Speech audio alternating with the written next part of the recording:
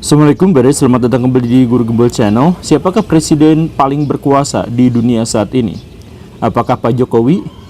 Ya tentu saja banyak orang yang berharap saya akan menjawab itu, tetapi tentu saja tidak, bukan Pak Jokowi. Apakah Pak Joe Biden, presiden Amerika Serikat? Ya tentu saja dia terlalu pikun untuk itu, dan negara yang dipimpinnya sekarang juga sedang mengalami penurunan sedikit demi sedikit. Jadi bukan itu.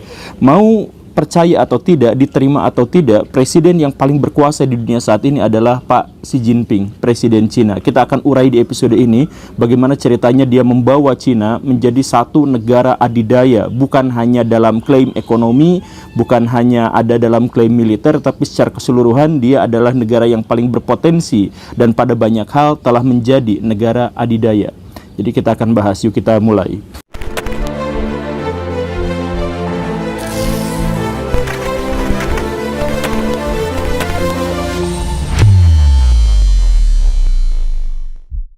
Menjadi negara maju dan menjadi negara adidaya itu adalah dua hal yang sangat berbeda. Menjadi negara maju itu berarti kita harus melibatkan pemberlakuan hak asasi manusia di satu negara tertentu dan kemudian menghitung indeks kebahagiaan masyarakat tertentu dalam sebuah negara, maka kita akhirnya menemukan salah satu indikasi terkuat disebut sebagai negara maju. Begitu. Sedangkan untuk menjadi negara adidaya, kadang-kadang dua elemen yang tadi itu harus kita singkirkan dulu, karena yang paling penting dari negara adidaya itu adalah bagaimana kekuatan ekonominya dan kekuatan militernya itu bisa mempengaruhi bukan hanya pada elemen-elemen domestik tetapi juga pada seluruh dunia. Semakin besar pengaruhnya terhadap seluruh dunia, semakin besar kriteria-kriteria adidaya itu tercantum pada satu negara. Begitu. Nah, Amerika Serikat itu adalah negara adidaya yang lama, yang tua, yang sudah mengalami keadidayaan mereka itu sejak ratusan tahun atau puluhan tahun yang lalu. Tetapi mereka harus mengakui bahwa adidaya itu sekarang tidak lagi mereka genggam, karena sekarang ada pemain baru yang namanya adalah Cina. Elemen-elemen kunci dari industri-industri besar dan pokok di Amerika Serikat dan di Eropa itu sekarang sedikit demi sedikit sudah banyak yang dipindahkan ke Cina, atau Cina membuatnya sendiri untuk identitas mereka sendiri. Nah, karena itu maka Cina dalam hal ini mengalami sesuatu yang agak membingungkan untuk analis-analis konservatif, bahwa ternyata Cina yang sangat komunis itu, negara komunis terbesar di seluruh dunia, ternyata justru menjadi sangat-sangat maju ketika kapitalisme diterapkan di sana. Tetapi saya harus sering menggarisbawahi satu hal, Baraya, bahwa yang dimaksud dengan ideologi itu adalah sistem gagasan kaum moralis yang terlalu berhalusinasi. Saya sering mendefinisikan ini ya. Kenapa seperti itu? Maksudnya adalah karena itu tidak didasarkan pada sains, dan karenanya penerapannya dalam kehidupan sehari-hari, ideologi itu lebih sering digunakan untuk melegitimasi satu tindakan daripada menjadi dasar pijakan bagi pemberlakuan sesuatu hal gitu. Bagaimanapun, fenomena untuk menjadi sebuah negara maju itu dimulai dari industrialisasi yang kemudian menopang ekonomi mereka. Cina sudah menjadi seperti itu. Amerika Serikat adalah negara dengan produk domestik bruto terbesar di dunia sejak tahun 1872. Tetapi kemudian disalib oleh Cina tahun 2014 yang menunjukkan bahwa Cina sekarang menjadi negara industri terbesar di dunia yang menopangkan ekonomi mereka di sana. Xi Jinping tentu saja bukan orang yang mengkreasi ini semua. Kita harus memberikan kredit yang luar biasa kepada Pak Deng Xiaoping dan kemudian Pak Jiang Zemin yang mendahului Xi Jinping untuk bisa memodernisasi ekonomi Cina seperti sekarang. Tetapi kita juga harus mengakui bahwa Xi Jinping adalah puncaknya sampai sejauh ini. Bahkan kita bisa menilai bahwa ekonominya Cina bisa melesat seperti yang kita kenal sekarang itu adalah gara-gara Xi Jinping. Dia memulai karir kepresidenannya itu, kepemimpinan di Cinanya itu kan tahun 2013. Kita lihat bagaimana karakteristiknya ya. Tahun 2013 dia jadi pemimpin Cina, dan 1 tahun sejak saat itu ada 1,5 juta orang yang dihukum gara-gara korupsi.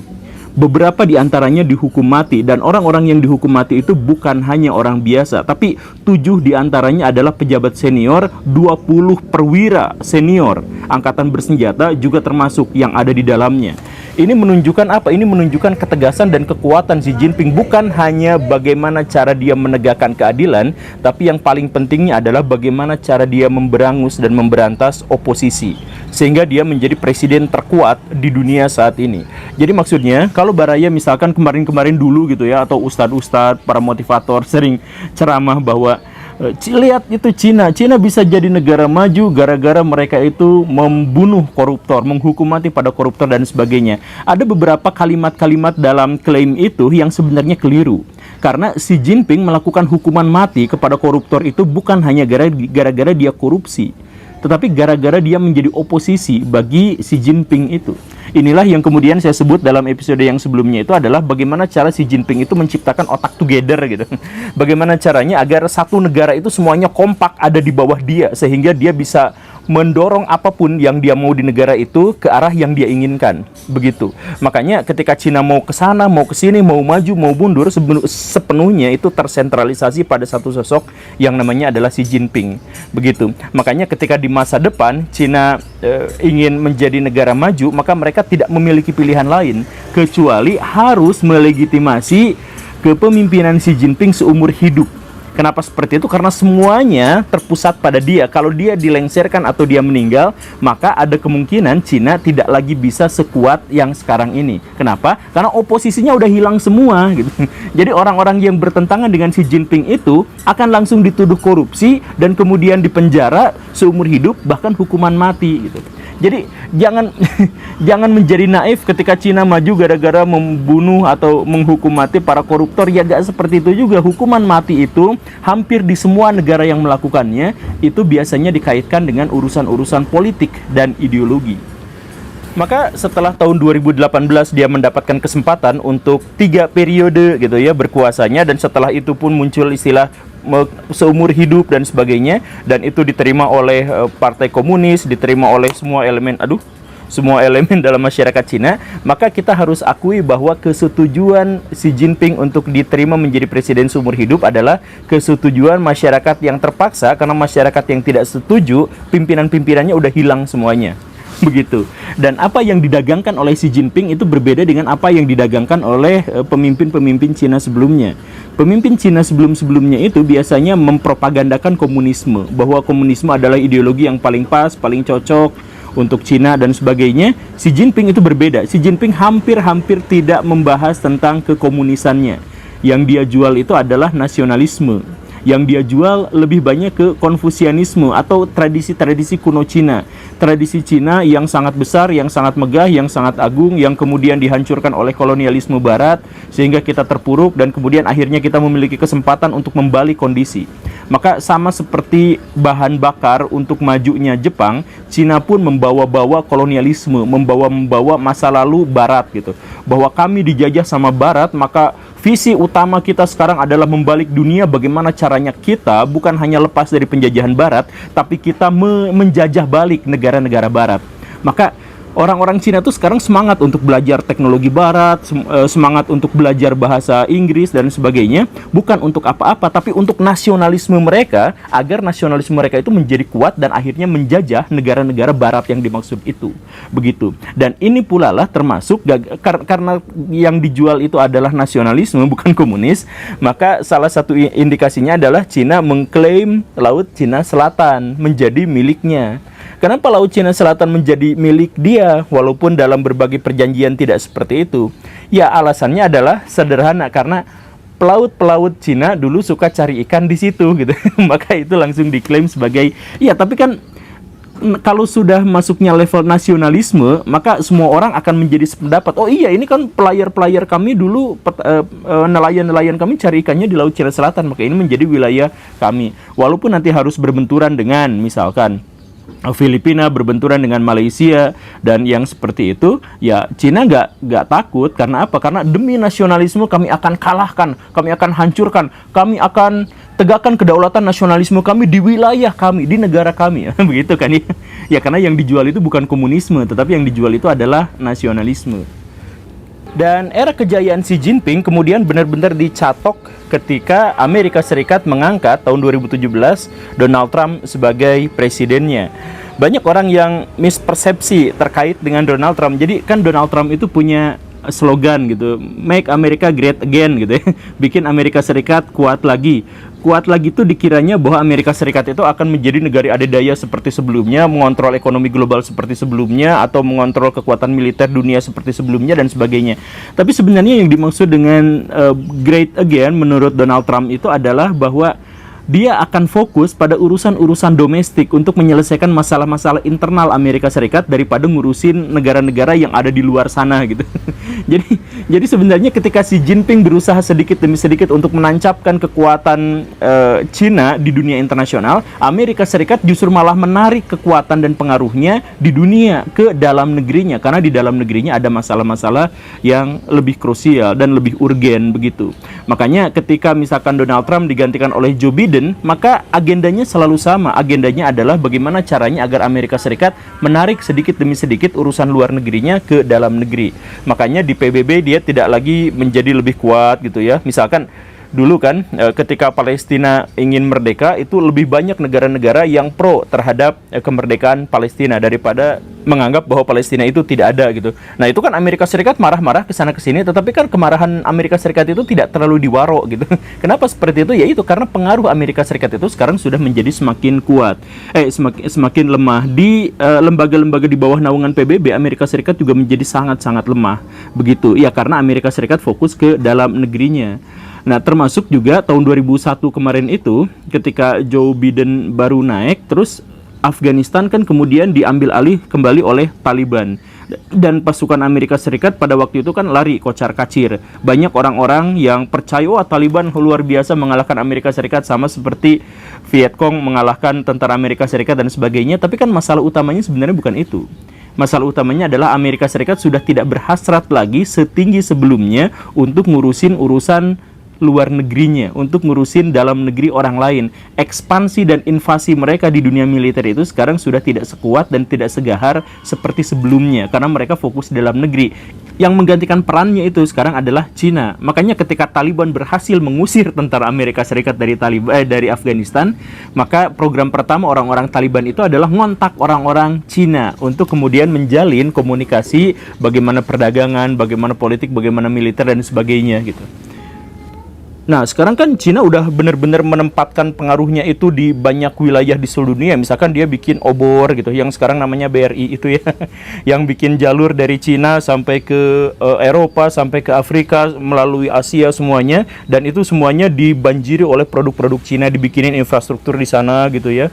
Termasuk di negara mana gitu, dibikin infrastrukturnya dibantuin sama Cina gitu ya. Nah, itu kan sebenarnya Cinanya ngasih modal yang besar, tapi kan bikin infrastruktur itu seperti dia tuh bikin toko di situ gitu. Jadi produk-produk Cina itu dipajang di situ semuanya, harus beli ke Cina dan sebagainya gitu kan. Proyek itu diterima sama masyarakat global, kecuali India. Kemudian bahkan masuk ke Amerika Serikat kan, Cina sekarang itu lagi bikin proyek atau mega proyek bikin jalan dari Cina ke Amerika Serikat lewat jalan darat. Luar biasa, dan Amerika Serikat senang, berarti perdagangan mereka berarti lebih lancar gitu ya. Cuman masalahnya adalah kalau sudut pandangnya Xi Jinping ini kan sudut pandang nasionalisme, yang berarti bikin jalan ke Amerika Serikat itu berarti Xi Jinping berpikir bahwa Cina akan berusaha menjajah minimal secara ekonomi Amerika Serikat. Kan seperti itu, karena cita-citanya adalah mengalahkan atau bahkan menjajah balik negara-negara barat. Amerika Serikat adalah negara barat yang paling representatif gitu. Begitu. Kemudian Cina juga dagang yuan gitu ya, dagang duit, sama seperti Amerika Serikat dagang dolar gitu ya. Cina dagang duit ke Afrika, ya sekarang masih Afrika, tapi kalau sudah Afrika sudah jalan kan berarti Sri Lanka gitu ya, mulai masuk ke Asia, mulai masuk ke apa, ya akhirnya kan ke dunia-dunia juga gitu. Kemudian Cina juga mulai membanjiri dunia itu dengan produk-produk buatannya gitu.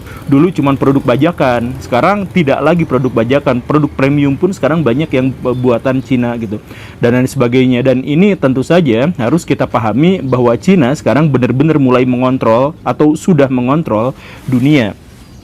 Termasuk juga ketika kita misalkan melihat perang Ukraina yang kemarin itu kan sebenarnya adalah bukti yang benar-benar mendemonstrasikan bagaimana pengambil alihan kekuatan dari Amerika Serikat ke Cina.